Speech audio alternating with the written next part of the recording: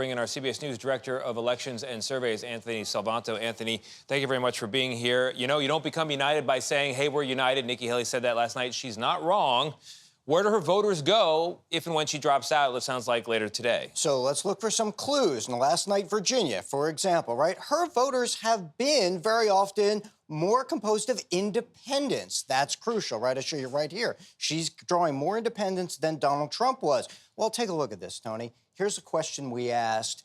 Would you support the nominee in November, no matter who it is? And Haley voters said, maybe not, right? Only 25% of them said yes. Now, polling suggests many of them would move back to Donald Trump in a Trump versus Biden matchup, but this leaves some question about them. Maybe the Biden campaign will try to court them. So the unity issue on the Republican side is a real one? Oh, absolutely. There's some. And look, in a close race between Trump and Biden, small differences could matter a lot. One of the many unprecedented things about the 2024 election cycle is the legal challenges Donald Trump faces. If he's convicted in any of these cases that he faces, what are Republicans telling you about their vote? So let me show you this from North Carolina, but this has happened in state after state. Is Donald Trump fit to be president, in your mind, if he's convicted of a crime? And 2/3 say yes.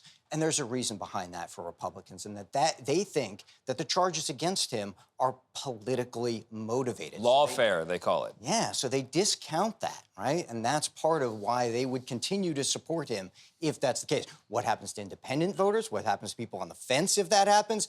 That's a big question. All right, let's talk about the economy. A lot of indicators suggesting it's doing well, but people have to remember, how was it going under Donald Trump as they evaluate whether to put him back into office? What are people remembering about how things were going? Maybe the most important comparison of this election. Looking back, when people say they recall the Trump economy, 2/3 of them say they remember it as being good.